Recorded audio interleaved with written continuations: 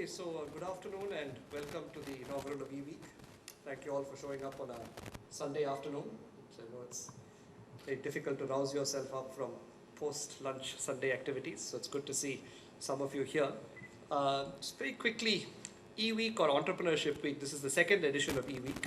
And eWeek is devoted to fostering and celebrating entrepreneurship at IIT Madras. So for those of you who might not necessarily be aware of IIT Madras's entrepreneurial journey, some of the first efforts at promoting entrepreneurship actually date back to about 30 years ago, to the mid-80s, where some of the first companies that were incubated at IIT Madras first came out, and these were from the Tenet group that Professor Ashok Jhunjhunwala and Bhaskar Ramamurthy were part of. Also at the same time, the institute instituted a program, a degree program called the MS in Entrepreneurship, which still survives to this date. In fact, the very first candidate of the MS in Entrepreneurship program, Rajan Shrikant, is here in the first row.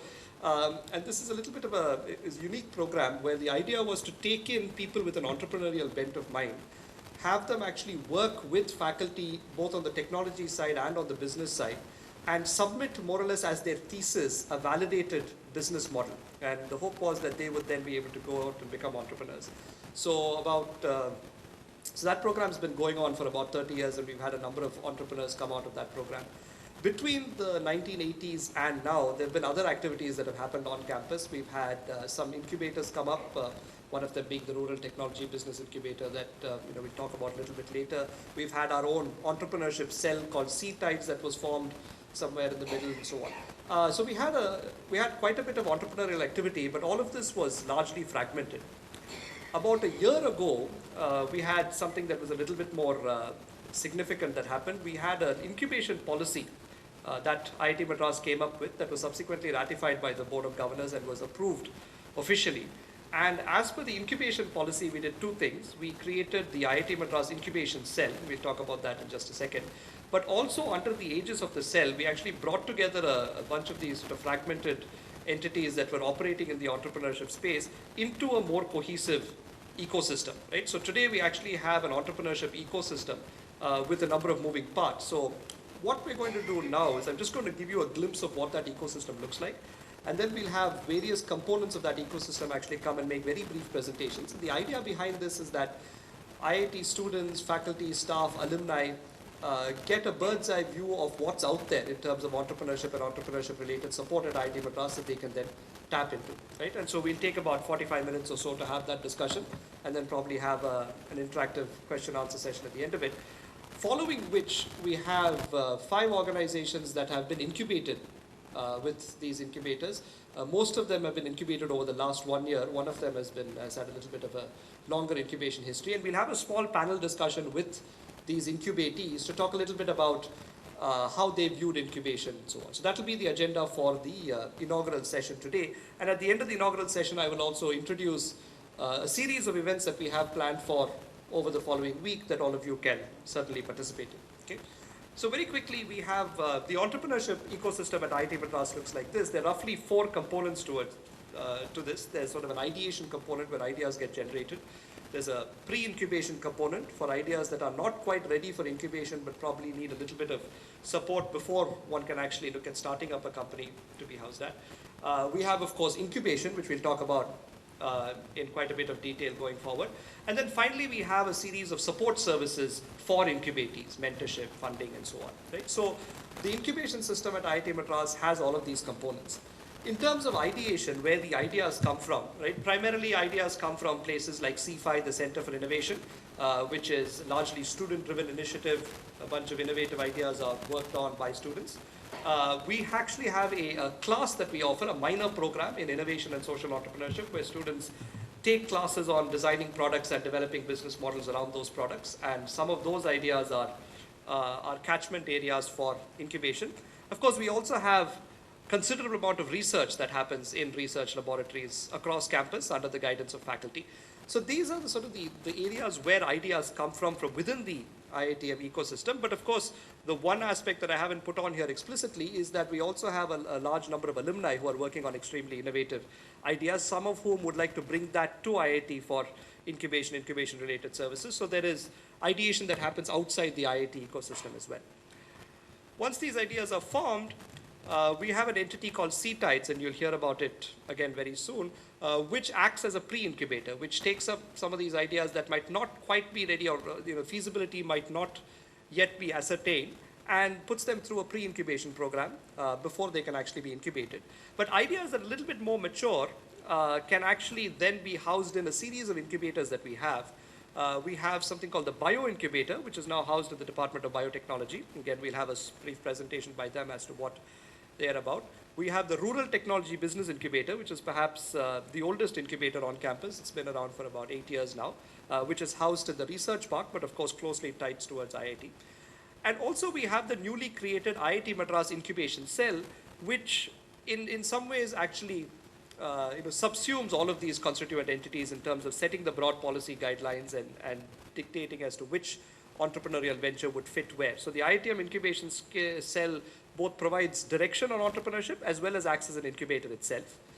And we also have another incubator called Willgrow, which is in the social entrepreneurship space, which is not an incubator within the IIT system, but they're located here in Research Park and are a very active partner with IIT Madras on incubating socially relevant ideas, and you'll hear from them as well. So there are a number of incubators on campus, and we'll talk about, when each of these incubators present, we'll talk a little bit about the kinds of services that they offer.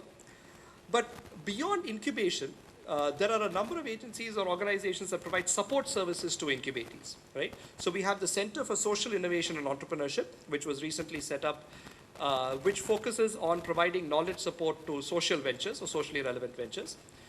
We have ICSR, the Industrial Consulting and Sponsored Research Unit, which looks after intellectual property, patenting, and also then making the transition between innovative faculty projects that faculty take up and entrepreneurial ventures that those projects might later on become.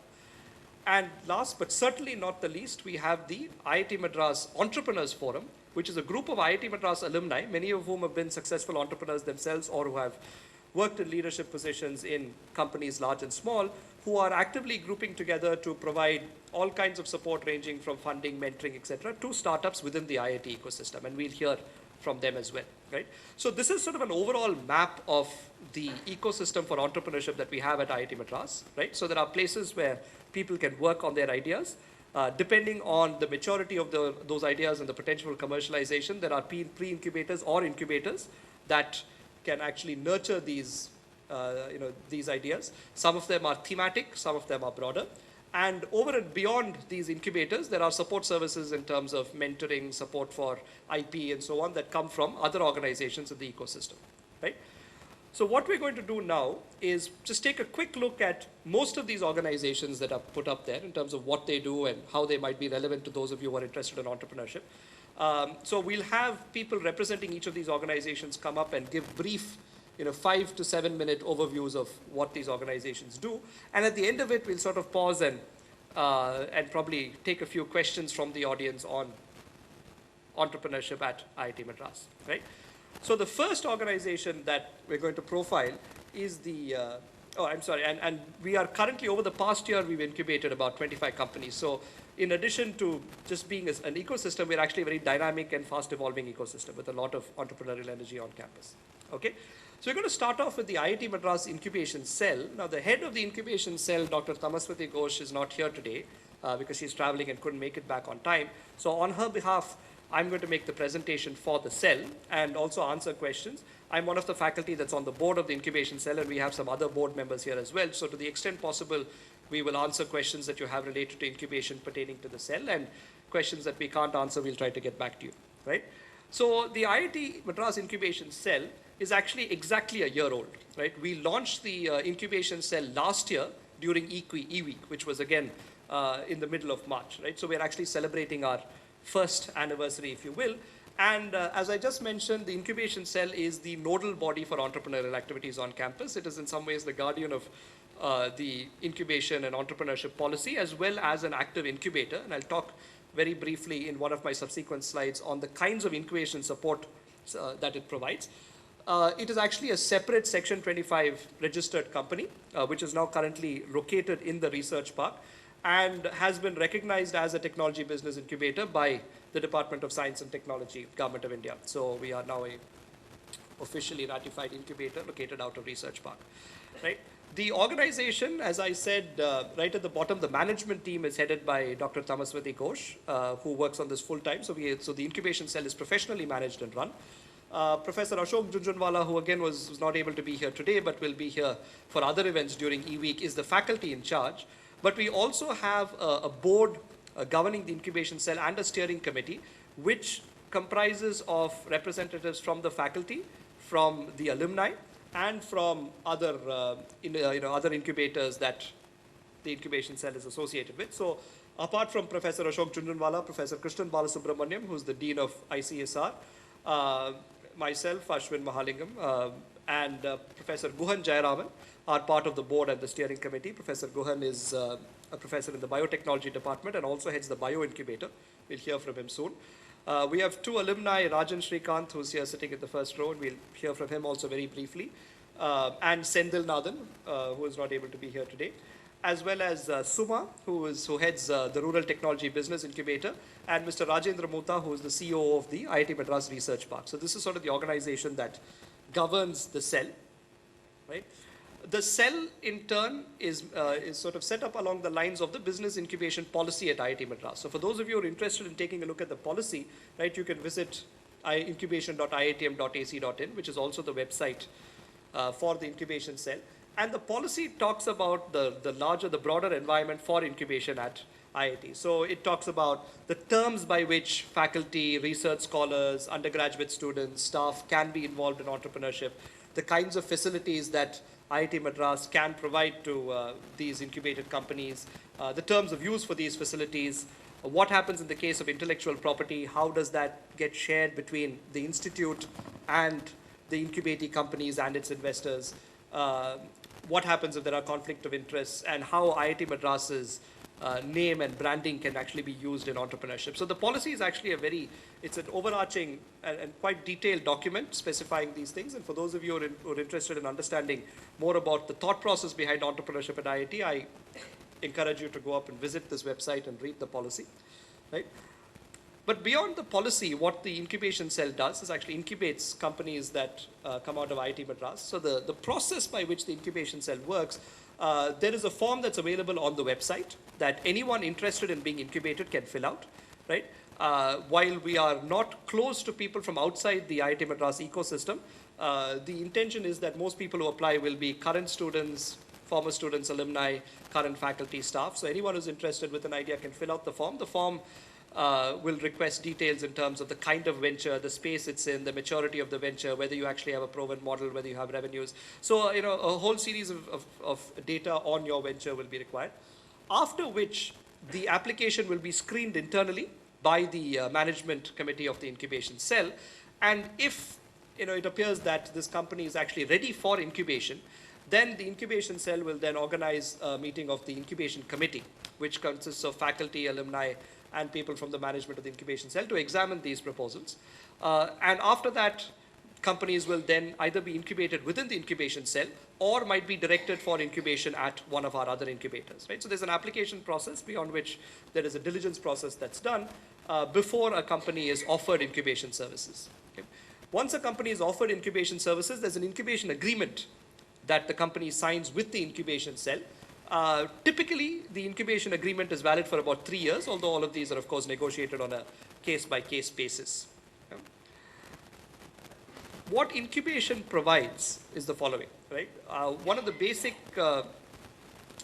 advantages of incubation is that you actually get space to operate from. Currently, the incubation cell is located in the 3rd floor of Research Park, and there is some limited space that's available.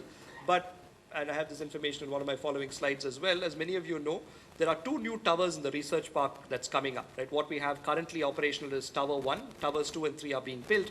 Once they are built, we'll actually have an entire floor of one of the towers for incubation purposes. So there'll actually be something of the order of 65,000 square feet for incubation, which incubatees can be offered, right? So this would be space with internet connections and so on. In addition, for those of you who are interested in running a venture, many people start off with a technology focus, but as soon as you start running a venture, and as soon as you start receiving revenues, you need to start thinking about accounting, about taxes, about compliances, etc. And to sort of ease that overhead on the entrepreneur, the incubation cell will provide subsidized services for accounting, tax, company secretary services, legal services, human resources, audit services, and so on, which companies can avail of, right? In addition, there will be some funding that may be provided, and again, none of this is guaranteed. There's some funding that may be provided. Once the Department of Science and Technology finishes its evaluation process, they've promised to divert some sums of money to the incubation cell that can be used for seed funding. And so most companies that are being incubated would be eligible for seed funding in the range of 5 to 10 lakhs, hopefully when that comes through. But over and beyond, as you'll hear shortly, the alumni are gearing towards putting up a much larger fund that might actually make larger ticket investments in incubated companies. And I leave it to Srikanth to tell you a little bit more about that in a few minutes when he presents, right? In addition to space, shared services, and funding, the cell will also provide mentoring, again through connections with the alumni, and I'll let the alumni talk about that. But the vision is to provide every incubatee with a mentor, either from our own alumni network or from outside, who would actually match the requirements of the company. So rather than just necessarily providing a person that you can talk to, actually find someone in the business area of that company. The cell also conducts regular training programs on aspects related to entrepreneurship, finance, etc. And these are actually currently ongoing, as well as networking events, and provides liaison with investors, venture capitalists, etc. so that incubatees are hooked into the larger